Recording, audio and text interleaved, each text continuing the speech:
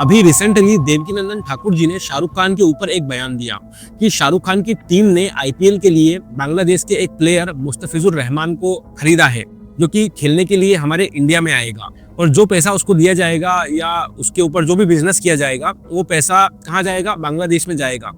बांग्लादेश की इकोनॉमी को बूस्ट करेगा और उसके जरिए बांग्लादेश में जो हिंदू रह रहे हैं उनके ऊपर अत्याचार होंगे, और जो कि अभी भी हो रहे हैं। अगर तुम्हें हिंदुओं से प्रेम है, अगर तुम्हें भारत से प्रेम है, और अगर हिंदुओं के मरने का दुख तुमको भी है, उस 6 वर्ष की बच्ची को जलाए जाने का दुख तुमको भी है, तो मिस्टर केकेआर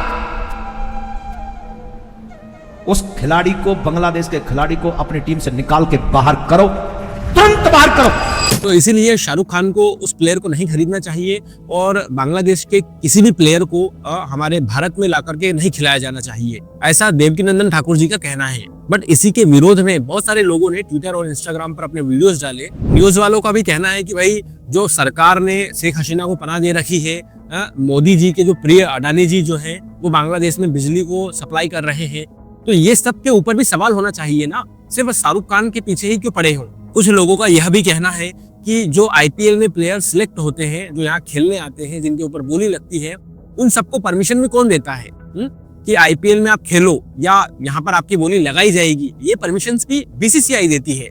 तो बीसीसीआई के ऊपर सवाल क्यों नहीं उठाया जाता? कुछ दिनों पहले जब भारत पाकिस्तान का मैच हो रहा था तो बहुत लोगों ने उसको बॉयकॉट किया था कि भारत और पाकिस्तान के बीच में मैच नहीं होना चाहिए, और पूरे देश ने एक साथ मिलकर के उसके खिलाफ आवाज उठाई थी। लेकिन उसके बावजूद भी बीसीसीआई ने उसको नहीं रोका। तो बीसीसीआई के ऊपर सवाल क्यों नहीं उठाए जा रहे हैं? सिर्फ शाहरुख खान को ही टारगेट क्यों किया जा रहा है? तो बात बिल्कुल सही है कि यदि हम बांग्लादेश के हिंदुओं की रक्षा चाहते हैं, उनकी सुरक्षा चाहते हैं, उनको सपोर्ट करते हैं, तो हमें यहाँ पर इंडिया में बांग्लादेश के किसी प्लेयर को आकर के खेलने से भी रोकना चाहिए और सरकार की इन नीतियों के खिलाफ भी आवाज उठानी चाहिए। देखिए, सरकार कभी भी एकदम परफेक्ट 100% सही नहीं हो सकती, चाहे वो कोई भी सरकार हो, चाहे बीजेपी की सरकार हो, कांग्रेस की सरकार हो, चाहे अन्य कोई सरकार भी आने वाली होगी, तो भी वो कभी भी 100% सही नहीं हो सकती है, क्योंकि इस जगत में सिर्फ परफेक्ट एक ही व्यक्ति है और वो है ऊपर वाला। तो हाँ, ये बात बिल्कुल सत्य है कि हमारी जो सरकार है उसका ये एक फ्लॉ है कि वो डिप्लोमेटिकली ना तो इस तरफ होना चाहती है ना इस तरफ होना चाहती है, वो बीच में रहना चाहती है। अभी जो हमारे देश की डिप्लोमेटिक पॉलिसी है उसको देख करके यही लगता है कि हमारा देश कभी भी किसी एक पक्ष की तरफ नहीं रहेगा, वो हमेशा मीडिएटर बनकर रहना चाहता है। इसलिए अभी हमारी सरकार ना तो बांग्लादेश से रिश्ते बिगाड़ रही है और ना ही उनको सबक दे रही है कि भाई जो हिंदुओं के ऊपर अत्याचार हो रहा है उसको रोको। तो जी हाँ, ये गलती है सरकार की और इसके खिलाफ भी आवाज उठाना चाहिए। पर क्या कर सकते हैं? सरकार से कोई सवाल नहीं पूछ सकता, वो लोग उसका जवाब नहीं देंगे। वो लोग राजा है, उनको जो करना है वैसा करेंगे। हमारे कहने से, हमारे आंदोलन करने से क्या कुछ परिवर्तन होगा? बहुत डिफिकल्ट है, लेकिन हाँ, उसकी शुरुआत तो की जा सकती है। इसमें कोई संशय नहीं है कि हमारी करंट गवर्नमेंट ने बहुत अच्छे काम किए हैं, लेकिन अभी भी बहुत सारे मेन कार्य करना बहुत जरूरी है। मैं देखता हूँ कि हमारे शंकराचार्य जी आज भी कई मुद्दों पर टिके हुए हैं और कई मुद्दों पर वो सरकार का समर्थन नहीं करते, जैसे कि गौ रक्षा के बारे में।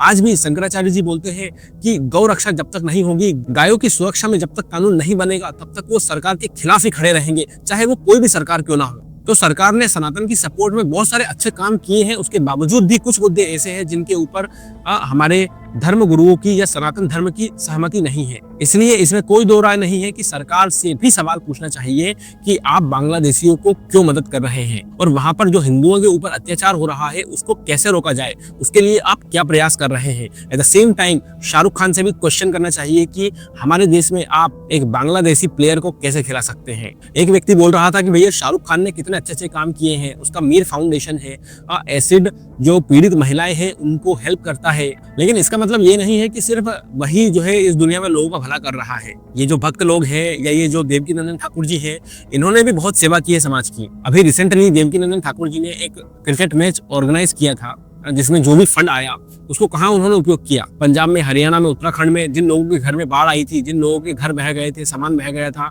उनको राहत का सामान पहुंचाया। और भी अनेक ऐसी सेवाएं वो करते हैं। तो हम ये नहीं कह सकते कि भाई मीर फाउंडेशन ही सेवा कर रहा है लोगों की, ये लोग तो कुछ सेवा ही नहीं कर रहे हैं। बागेश्वर बालाजी धाम सरकार, श्री धीरेन्द्र कृष्ण शास्त्री जी ने कैंसर का हॉस्पिटल बनवाया। शिवरात्रि के दिन 200 कन्याओं की शादी कर रहे हैं। श्री अनिरुद्धाचार्य जी ने वृद्धाश्रम खोला हुआ है, वहां पर अनेक वृद्ध माताएं रहती हैं, उनकी सेवा वो कर रहे हैं। गौशालाएं हैं, तो ऐसा नहीं है कि ये लोग सेवा नहीं कर रहे हैं, निस्वार्थ भाव से ये लोग भी सेवा कर रहे हैं। बट सरकार के इस जाल में फंस करके हम लोगों को नहीं लड़ना चाहिए। ये सारे क्वेश्चन सरकार से पूछना चाहिए, बीसीसीआई से पूछना चाहिए, तब जाकर के कहीं इस समस्या का समाधान होगा। आप क्या सोचते हैं इस टॉपिक के बारे में, मुझे कमेंट सेक्शन में कमेंट करके जरूर बताइए। और हाँ, सामने आ रहे इस वीडियो को क्लिक करके जरूर देखिए। मैं आपसे वहीं मिलूंगा, तब तक के लिए धन्यवाद।